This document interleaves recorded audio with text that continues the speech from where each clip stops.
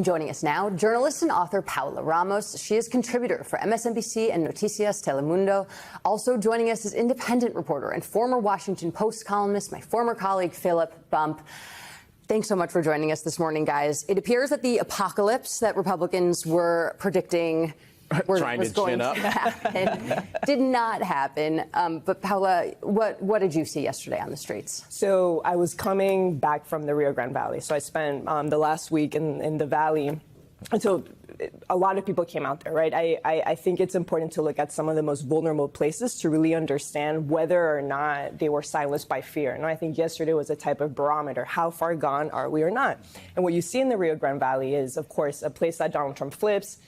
There has been many ICE raids. It's full of checkpoints, extremely militarized, and yet people showed up. 1,000 people came out. There were protests in at least 3 parts of the Rio Grande Valley. But what sticks with me is what I felt is the sort of the trauma of the children that have been watching their parents live in the shadows. And it reminded me of Arizona's Joe Arpaio. And I was thinking about this effect that you have in Arizona, right, where Joe Arpaio essentially gave rise, right, to a whole new generation of people, of young people that watched their parents being criminalized, that held onto the trauma, and that then were able to turn that into political power. And that's what reminds me in the Rio Grande Valley, right? There's a whole generation of people that came out. 10 years from now, I think what we're seeing now will turn into something pretty profound. That's interesting, because I was trying to talk to you about this morning, Eugene, but we got to talking about something else. But to me, it feels like we went through a whole week where Republicans, through their rhetoric, tried to plant the seeds for something. They're anti-American, they're this, they're that, they hate America. And yet what we saw yesterday was something completely different. And I was trying to say to Eugene this morning, I feel like there's a vibe shift happening that, despite everything that they said, people were like, bump that. I'm coming out, and I'm going to stand up for my country. And so that's why I'm thrilled to hear what you had to say, Paola, about all this. But Phil, were you out and about? I unfortunately was not. I had a little league game. But yeah, I mean, but I was obviously tracking what was going on. And I think you're exactly right. I mean, it's, like, my stepmother, who teaches music in Texas, was wearing an inflatable hippo costume, right? I mean, like this is the level of engagement that people have, right? And I think a really important test here, and almost a challenge is, imagine if Donald Trump's supporters tried to match the energy. Like, we all know it would never happen. It can't happen, right? Like, he just doesn't have that level of support. And I think it's really important that it gives the lie to the idea that Donald Trump has the broad support of the majority of the American people, because all of us know that couldn't happen. It just would not happen if Donald Trump supporters tried to gin up something that was equivalent to yesterday. And I think that indicates, okay, well, where is his support? It's online. He has, obviously there are a lot of Donald Trump supporters, but it just doesn't match this real world energy that we saw in the streets. I mean, he did try to do something like this with his military parade earlier this year, and it was kind of a buzz when you look at the crowd. There were a lot of kind of congressional leaders and political leaders that were out yesterday. And I want to play some sound from Chris Murphy and Governor Pritzker about authoritarian takeover and tyranny. We are not on the verge of an authoritarian takeover. We are in the middle of an authoritarian takeover. But Trump has not won. Our democracy is in peril, but it can be saved. Tyranny depends on good people doing nothing. It requires us to accept the unacceptable, to rationalize the irrational, to normalize the abnormal. But tyranny also fails when ordinary people refuse to cooperate, when they say no kings and they mean it. Paola, one of the most important things, I think, that folks took from yesterday was they have agency. Yeah. And one of the things over the last 8 months that folks have watched Donald Trump stretch the bounds of power, push the idea of rule of law in this country, they have felt powerless. And I think when you talk to, and you do this a lot, talking to regular voters, they look to Washington as the place with all the power. And at the end of the day, it's just people. Bad things happen because just people do it. Really good things happen in this country because just people stand up and say, I'm not taking it anymore. So talk about the importance of, according to the organizer, 7 million people around the country, 2,700 events, and people realizing, wait, we have agency to say hell no to whatever we want. It's because they're finally feeling it, right? That message that we just heard, that was the Democrats' closing message, right? And for some reason, people weren't feeling it. And I think Trump doesn't win because of his politics, right? He doesn't win because he had better policies. He wins because he was able to invoke feelings in his base, 2 feelings. It was fear and anger. And that's what you're seeing in this crowd. Finally, I think Americans understand the fear of authoritarianism, right? That's what we heard. And they understand the threat. And then there's anger, right? It's the anger of what Trump is doing. And I think if you combine both of those things, you rally people. And I think the question is, if you're an organizer, I think there's a third ingredient that is missing, or that may be missing, right? Which is all of this movement has to go beyond Trumpism. Right? It has to be beyond this anti-Trump campaign. And that's why when you see some of these posters, right? Donald Trump has got to go, yes. But the real question of this movement is, Americans voted for Trump again. Right? Trumpism is a symptom of something bigger in this country. And so I think the rallying cry behind this movement has to be why this country is capable constantly to going back, to going back to a dark side of history and taking this country where we are. And that's what the American Revolution was about, right? It wasn't just about taking King George out. It was about enslaved people that wanted something more. And it's the same, we're sort of in the same place in history. And you can't, because for the left and for Democrats, you can't just be the opposition, you have to figure out a way to be the alternative. Right. Well, that gives a hell no to Trump, but is it a hell yes to Democrats? I mean, that is the energy that we are seeing energy, but who is it necessarily geared towards right now? I mean, Trump's approval rating, if we can pull these up quickly, is diminishing. It's according to an AP NORC poll, October 9th to 13th, 37% approve, 61% disapprove. Another approval rating, when you break it down by party, 93% of Democrats disapproved, and only 22% of Republicans disapprove. But where do Democrats stand right now, despite having one of the most unpopular presidents in American history? Sure. So there are really 2 questions, right? There's the electoral question for Democrats, which there are all sorts of, ancillary considerations, the midterm election, new president, yada, yada, yada, right? But I think, to your point, there's also the question of the Democrats as an institution of power, right? And one of the things that we saw the Democrats not do well during the first Trump administration was take the energy about Trump and turn it into something sustained, convert that into institutional power. And what we saw instead was indivisible. And we see now no kings that are taking that power, the aggregated power of a lot of people feeling frustrated and making something out of it. And the question is, do the Democrats figure out how to do that? Or do they think Democrats weren't able to do that last year? Because I think the Democratic Party lack of sort of a big charismatic leader, or no, I think it's imagination. Yeah, I think it's become a technocratic party, right? That you have people who are like, let's sit and look at what the polls say, and if people respond this way to the polls, then we're going to nod along with whatever people agree with. Instead of being like, here's our vision, here's what we want to do. This is the vision of the people in the streets. The Democratic Party should be seizing on it. The Democratic Party should have been leading these things, as opposed to following and coming along and having pundits who are saying, well, that's fine, but if you actually look at it, what people want to hear about is kitchen table issues. Like, clearly not. Like, again. My stepmom was in a hippo costume. Like, that's not because of kitchen table issues. Right? But the great thing about this is the power, to your point about agency, the power is coming up from the grassroots. And a vital party is one that pays attention to the grassroots.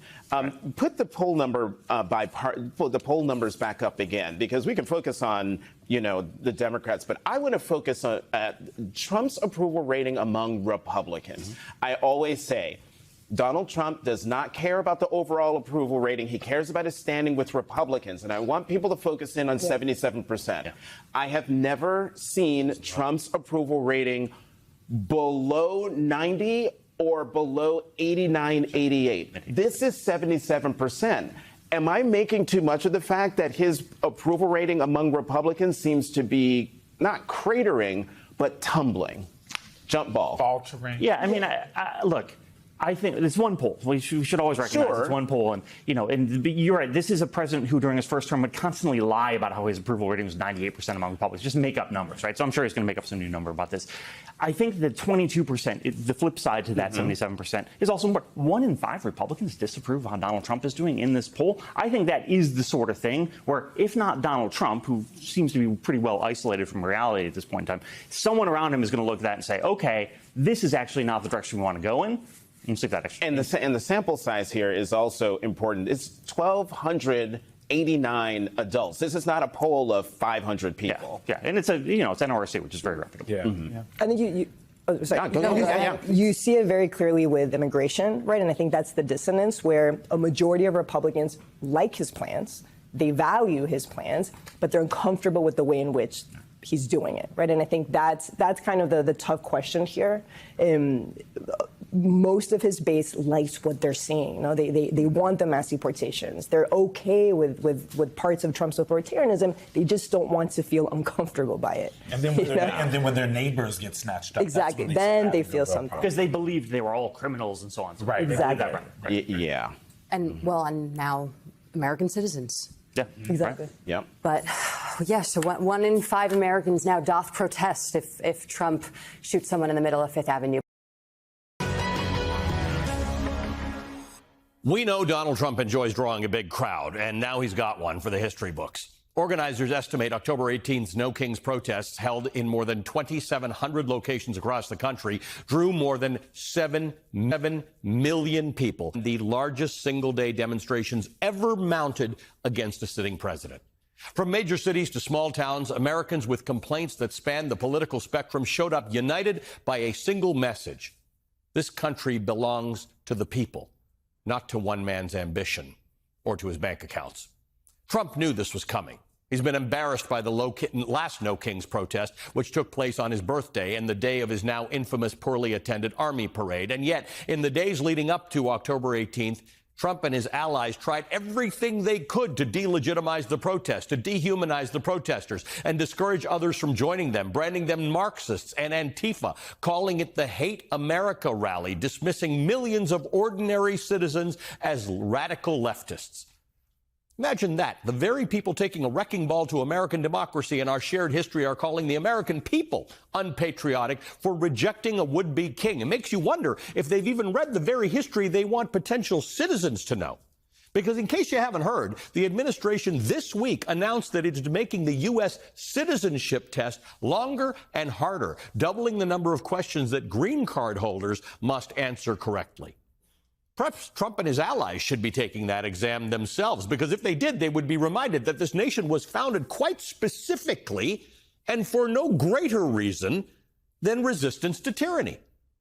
When Stephen Miller took to the podium a few weeks ago at Charlie Kirk's funeral, he used a moment that was meant for mourning, and he turned it into something else entirely. Quote, "We are the storm," he shouted, casting Trump's movement as heirs to ancient warriors and promising to save the civilization, to save the West, his words. I'm loath to draw comparisons to Germany, but sometimes they are spot on, because on February 18th, 1943, the Third Reich's chief propagandist delivered a speech in Berlin titled, "The Storm is Coming." He, too, invoked a slain comrade. He, too, promised resurrection, revenge, and a nation reborn. Historians like Jason Stanley and Ruth Ben-Ghiat say the similarities are no accident. They appear to be part of a deliberate strategy, one that seemingly borrows from that German authoritarian playbook. And here's the crucial thing to understand. That propaganda was not just a tool of the government, it was the government. It did not distinguish between policy and propaganda. Trump is obsessed with spectacle. Dramatic videos and social media theatrics depicting himself and his allies as crushing their enemies. Policy is no longer announced in press briefings anymore. It's rolled out online. Deep fake videos, AI images, they're regular features of the President of the United States' social media account on his own platform, by the way, where he announces policy. Propaganda is not just being used to support the Trump presidency. The Trump presidency is propaganda, a round-the-clock performance designed to capture public attention and to manufacture consent. Fiction and deception are what sustain Donald Trump's America. One week, it's Gaza transformed into a Trump-branded luxury resort. The next, it's a glossy ASMR clip of ICE deportation flights, state terror packaged as soothing bedtime content. ASMR, if you don't know the term, refers to a viral trend of this pleasant tingling sensation that some people get from soft sounds like whispering or tapping, for example. And that's how this latest rollout was pitched. The White House posted a video showing immigrants in shackles being loaded onto a deportation flight from Seattle. The clip lingers on handcuffs and chains laid out neatly on the tarmac, accompanied by a caption, ASMR, illegal alien deportation flight. In other words, the White House just repurposed a viral video trend to celebrate the violent removal of human beings, some of whom are children. The Post, as you can imagine, was inundated with criticism. One person wrote in part, quote, when J.D. Vance argues that illegal immigration enables poverty wages, undermining the purpose of minimum wage, I can get behind that argument. But when you post this, it's just cruel and dehumanizing. Now, as an economics journalist, I, by the way, can't get behind the undermining minimum wage argument, but I do agree with the dehumanizing part. And that's the point. These posts and these ads and these posters are not jokes. They're not trolling. They're an attempt to construct an alternate reality online, a world where Donald Trump's imagined America already exists, where public opinion is not reflected, but it is manufactured. And it's not confined to screens. They want it everywhere, woven into public life, in public spaces. They're even trying to put it in our airports, where Homeland Security Secretary Kristi Noem has instructed the TSA to play a video of herself on repeat at security checkpoints across the country. A taxpayer-funded propaganda reel blaming Democrats for the shutdown and ultimately for any delays that travelers are experiencing. The country's 10 busiest airports, which together account for 35% of all commercial passengers, have refused to air the video. Big Brother knows if you can capture the stage, you can shape the story that follows. Start by pressuring corporate boardrooms. Drape your image on federal buildings to remind people who's really in charge. The Department of Labor hung massive banners 3 stories high featuring Trump's face alongside Theodore Roosevelt's. Massive banners have appeared on 3 government buildings so far, and more are on the way, with some commissioned to measure an astounding 88 feet high. You're also dangling mergers and broadcast licenses before media companies, threatening lawsuits they may never win because the hassle is actually the point. And while all of that is happening, taxpayer money that was once earmarked for PBS and NPR is being funneled into White House Wire, a state-run website designed to mimic journalism while publishing nothing but Donald Trump's talking points. As the historian Ruth Ben-Ghiat notes, dictators don't just seek omnipotence, they seek omnipresence. Their image, their words, their vision, they saturate every screen, every feed, every corner of public life. Reporters who refuse to play along are shut out, while right-wing influencers are ushered into ICE raids and into cabinet meetings, cameras rolling, ready to upload approved footage to millions of followers. Language itself is being weaponized. The Gulf of Mexico has been rechristened the Gulf of America. Critics dismissed as radical left lunatics or Antifa. Federal arts funding being stripped from any program that uses so-called woke language, meaning inclusive language that doesn't begin and end with white people. Understand, this is not just about consolidating power. It's about creating a surveillance state, a reality where Big Brother is everywhere, constantly watching, shaping, and manufacturing America's cultural, societal, and political landscape. The goal of the big picture is to make you feel small because your sense of powerlessness in turn empowers Trump. But they know that power rests on an illusion, on deepfakes, on social media algorithms. Power propped up by propaganda only becomes real if we, the people, co-sign. And here's what's happening. Civil society is not co-signing. As Jason Stanley recently told us, the more aggressive and brazen this administration becomes, the harder civil society pushes back. They're hitting roadblocks everywhere. But you won't see that on Trump's Truth Social feed or on Homeland Security's Instagram page. They won't mention the multiple grand juries from coast to coast rejecting their revenge prosecutions. They've stopped talking about late night hosts after they failed to get Jimmy Kimmel taken off the air. Here's the larger point.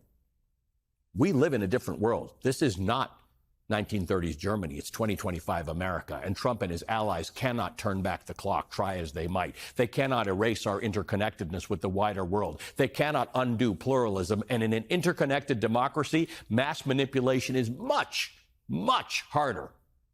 And we're seeing exactly what resistance looks like on the ground. A Marist poll found that nearly 8 in 10 Americans believe the government has gone too far in restricting free speech. Soon it'll be 10 out of 10, I hope. Quinnipiac polling shows a dramatic mood shift since Trump returned to office. Voters have gone from plus 19 optimistic to minus 10 pessimistic on free speech. Despite its best efforts, this administration does not control the means of communication. Even as they try to dominate the media landscape, Americans are 10 steps ahead of them. They have access to multiple platforms, multiple voices, multiple perspectives. Trump is facing a massive crisis of confidence, and no amount of deep fakes and towering banners and airport propaganda reels and dreams of slapping his face on a $250 bill can erase that reality. As Jason Stanley notes, the public is not bending to this administration. So if you take anything away today, let it be this. Their power only exists with your consent. Their attempts to play Big Brother only work if you co-sign. They only work if they can silence each and every one of us. And more than 7 million people said, "Not in my name, you won't."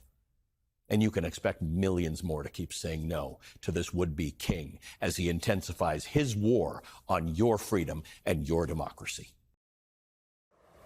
A new take now on the historic coast-to-coast No Kings protests. Millions turned out in large cities and small towns to speak out against Trump administration policies and what many of them see as Trump's turn toward authoritarianism.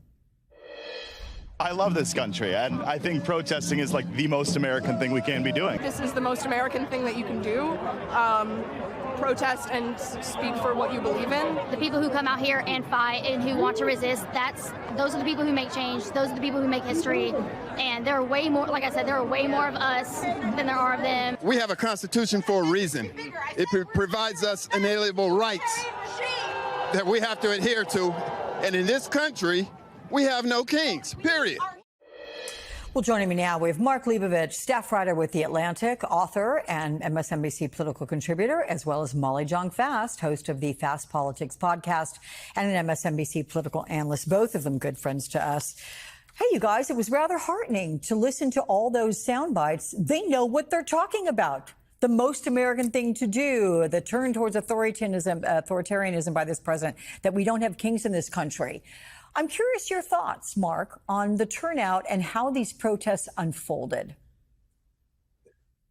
Well, I think obviously it seems like very few people, if any, were dissuaded that Republicans were pushing that this was a hate America rally and so forth. It's sort of this over-the-top rhetoric they've been using, and you know, it's purely us versus them. And I do think the basics here are kind of numerical. I mean, I think if you look at the numbers yesterday, you know, if we're going to believe the reports, compared to the No Kings rally of last spring or early summer, whenever it was, there just seemed like a whole lot more. And the question is, are there more of this side or the other side? And it does seem like the resistance is taking some kind of form in a much more critical mass kind of way than maybe it was before, which I think, you know, could be quite heartening for those who are trying to resist Donald Trump and certainly Democrats. Yeah. Your initial thoughts on it all, Molly, and you agree with Mark? Yeah, I think yesterday was high stakes, right? Because there's a lot riding on the idea. There are not a lot of checks and balances in our government right now. There are not a lot of guardrails that are holding. So the idea that people, normal people, might be brave in a way that Republican politicians and the Supreme Court aren't is pretty incredible. Look, there are more people, there are more protests, and Donald Trump, and this is, I think, important from Trump 1.0 to Trump 2.0, and Donald Trump is less popular, right? He's underwater on everything. So the question, I think, is, you know, how long can the people in Trump's world keep this information from him, right? So, Mark, we had Republicans calling this a hate America rally. In fact, here's what Speaker Mike Johnson said about it today. There were a lot of hateful messages yesterday. I mean, we have video and photos of pretty violent rhetoric, calling out the president, saying fascists must die and all the rest. It's not about the people, it's about the message, it's about the ideology. And I will stand here every Sunday and talk with you about the dangers of Marxism and socialism. It is a dangerous ideology, and it is anti-American. Is this a strong line of attack for the GOP? I mean, it's ludicrous when you sort of look at the rhetoric that has come out of the White House itself, the leadership of the Republican Party, Republicans writ large. I mean, this is, look, you can go back and forth all day on like who started this and who's more at fault, but my God, I mean, just look at his Truth Social feed, and I'm sure Mike Johnson is probably sick of trying to like ignore it or pretend he's ignoring it or trying to answer for it and so forth. But look, I mean, the fact is, these were peaceful protests. The resistance does seem to be growing. It seems to be pretty big. And, you know, I don't know what information Donald Trump is getting. I mean, his poll numbers are not great. The Republican numbers are not great on the shutdown as far as the legislative agenda. Certainly the big whatever bill you want to call it. So I don't know. I think the indicators can be pretty encouraging for the resistance. I just don't, you know, this is not new. This is basically the one party line Republicans have, which is that they are extremists, they are violent, and, you know, this is something we all need to resist. So, Molly, I'm curious how you would measure the effectiveness of this kind of resistance and what impact you think or would expect to see on the president or his administration. But to your point, if they are keeping it from him, does it not allow him to effectively look at this and respond? So I would say I think the most important thing that we have in this moment is the enablers. So Trump is Trump. He's always been Trump. He'll always be Trump. But the people around him who have enabled him, the people who didn't enable him the first time, I'm thinking of the wealth, you know, the billionaire class that just jumped on board. Those guys, Trump needs those guys in order to do a lot of the stuff he wants to do. And I think that's important. The universities, some are resisting him now. MIT, this whole pact, you know, they've rejected this pact, which I think is a pretty good sign. But, you know, this is like if you just cave to Trump, perhaps you shouldn't, because millions of people want to have normal democracy. And I think that is really important. And again, Trump, it doesn't much matter if the enablers stop enabling him. If the Supreme Court says, no, you can't do this, like the lower courts have. If Republican politicians stand up to him and say, like, we serve in Congress because we have the power of the purse, and you can't take that money using pocket rescissions. You know, there are checks and balances. It's just that a lot of people don't want to engage in them because they're scared of Trump. Now, millions of people being out there, and I think it's a really, like, think about Target. Target said goodbye to DEI, and what happened? Their sales, you know, they had a drop off in sales. This is a great example of that. Like, America is still America. People still believe what they believe. The question is, will there be, you know, will there be any checks and balances on Trump? And my hope is that some Republicans will see this and be like, oh, maybe we should. Maybe we do want to get reelected someday. Mark, Trump's former lawyer, Ty Cobb, was on our network earlier today, and he went to a No Kings protest. Does that surprise you? Do you have any sense to what degree Republicans and former Republicans took part? And let me say, we also read that Enrique Tarrio, of course, the one who organized the Stop the Steal rally on January 6th, he went and attended a No Kings rally. I believe his point was, he said, yeah, we don't have kings in this country, and I want to, you know, make that point clear. That's pretty surprising. Yeah, I mean, look, there are a lot of former Republicans or sort of lagging or sort of dormant Republicans who do not like Donald Trump at all. They're appalled by this. The fact is, though, none of them have any positions of power, from what I can tell. I mean, if you look at, you know, the sort of dissident members of Congress that existed during his first term compared to what we see now, which is pretty much non-existent with a few exceptions, like especially recently Marjorie Taylor Greene and Thomas Massie and people who sort of stand alone and sort of in their own universe in the Republican Congress. But these people, certainly not in the Trump administration, do not exist. And so, yeah, I don't doubt for a second that there are people who are appalled by this, Republicans who are appalled by this, conservatives who are appalled by this, and probably Republicans and conservatives in power who are probably appalled by this but are too cowardly to do anything here. So, look, I mean, I think that's part of the coalition. Again, the question is, how big is this? Yesterday, organizers say nearly 7 million people turned out for the No Kings protests in more than 2,700 cities and towns. That is 2 million more than the last No Kings protests that were held in June. The rallies come as President Trump continues to expand his authoritarian reach, attempting to militarize your cities and target people and institutions that say anything against him. But what we're seeing is a historic moment of unity and opposition to those very actions from people of all ages and backgrounds. This is the most American thing that you can do. Protest and speak for what you believe in. The people who come out here and fight and who want to resist, those are the people who make change. Those are the people who make history. And there are way more, like I said, there are way more of us than there are of them. I wore the uniform since I was 18 years old. I never thought I would see this. Never. We have military. I don't care whether National Guards or active duty. Patrolling and turning weapons, if you will, on our citizens. This is democracy. You know, and I never thought I would see it. As our next guest reminds us, this country is meant to be by the people, for the people, grounded in the founding principle of No Kings. The original No Kings protest was 250 years ago. Americans decided they didn't want to live under the rule of King George III. They declared their independence and fought a bloody war for democracy. We've had 2.5 centuries of democracy since then, often challenging, sometimes messy, always essential. And we fought in 2 world wars to preserve it. Now we have a would-be king who wants to take it away, King Donald I. That. We're rising up again this time, non-violently, raising our voices to declare no kings. Joining us now, actor and activist and cursor, Robert De Niro. Thank you so much for joining us this morning.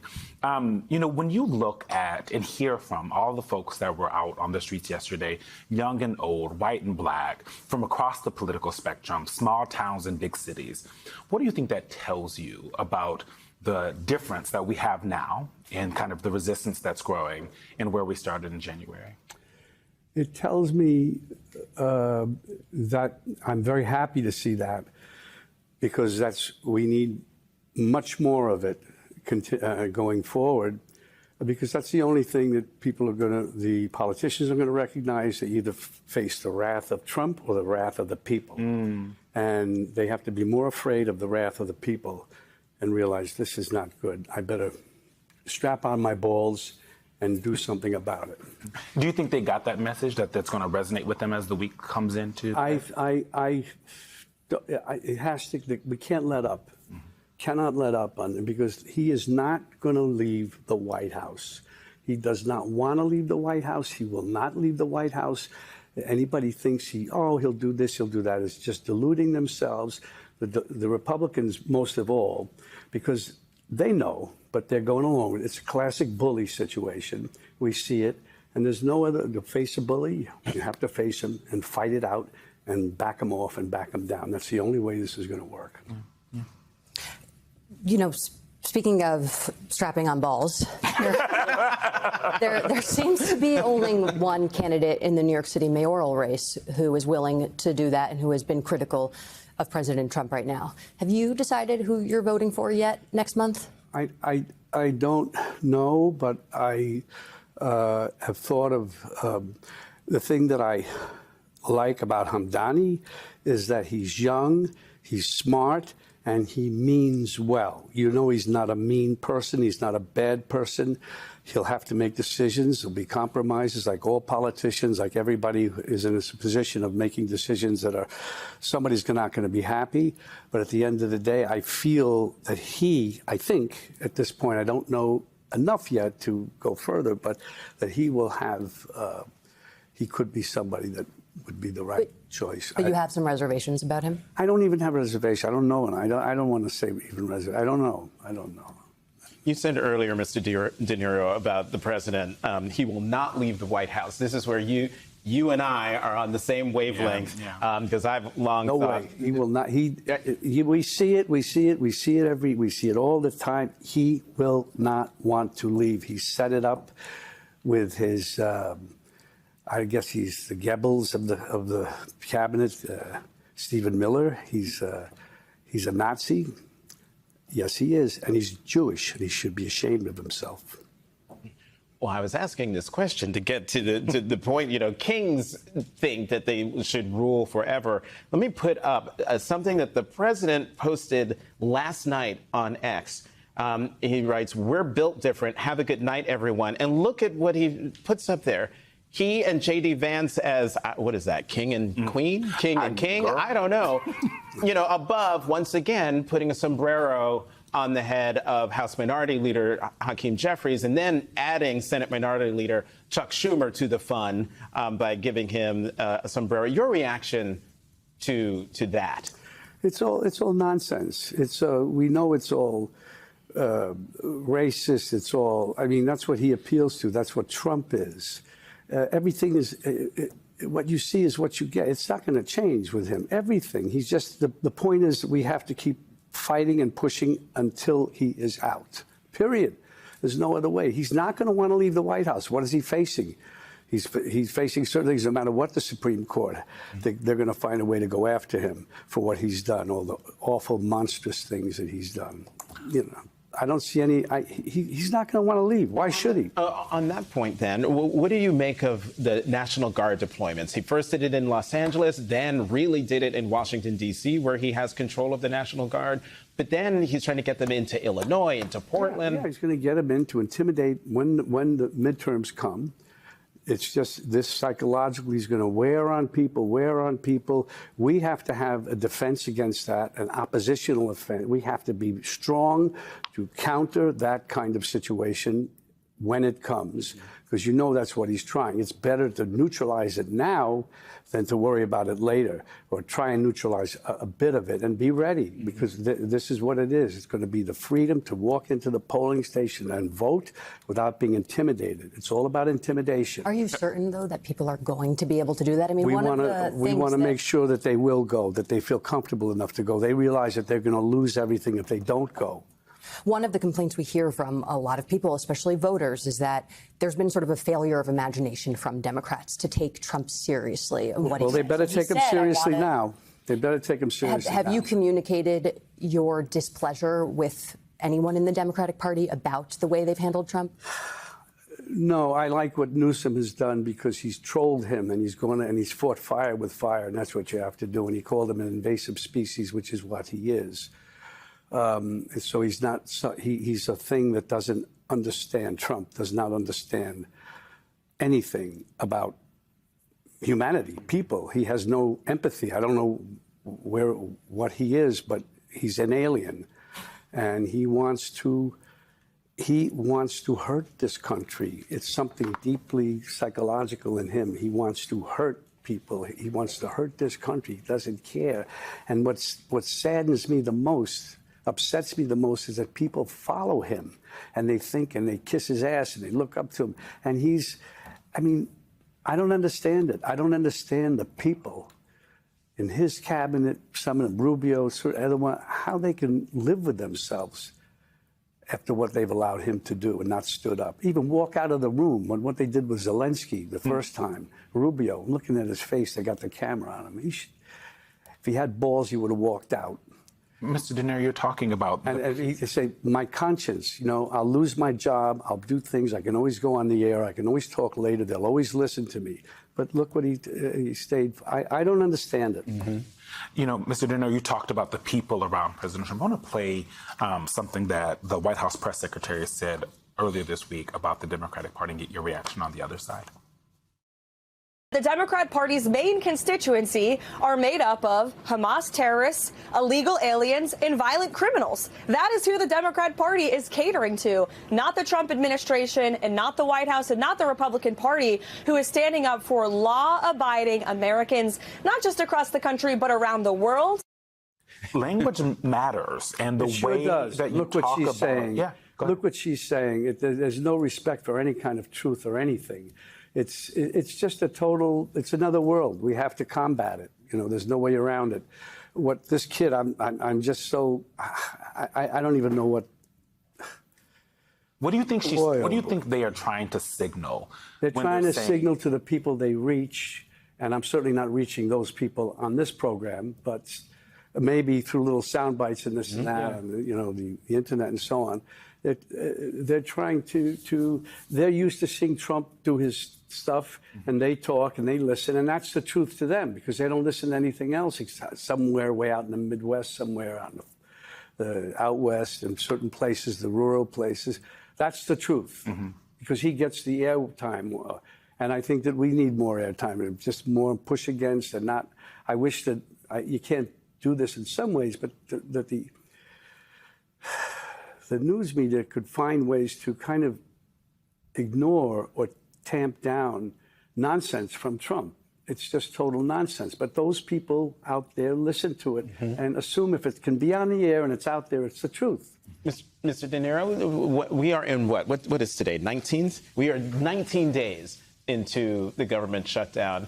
Picking up on what Jackie was asking about in terms of Democrats and messaging, the Democrats have not provided any votes for the CR to reopen the government because they have been hammering away at health care, both the extension of the Obamacare subsidies, but also the cuts to health care that are coming as a result of the big, beautiful law. How do you view the way Democrats are handling the messaging, but also handling the tactics behind this shutdown? There's something I like Hakeem Jeffries. I like Schumer, Adam Schiff. They're all great, strong. I like what Letitia James is doing. She's saying this is it. I will not be taken down by this person. I am not afraid of him, and God bless her for that. And that's how other people have to be. I saw a thing about ICE going in and getting some lady, a black woman, who was saying she was really on. I was on the news. I was watching it yesterday. Somebody sent it to me. She laid it in, and those guys, those ICE guys, they knew that she was right, and they better not mess with her. And that's what you need, people who are saying, I've had enough of this. And we've all had enough. It's right in front of us. People have to stand up, do it nicely, peacefully, and all that. You don't want to give him an excuse to do what we all say he would want to do and call it the Insurrection Act and all that. So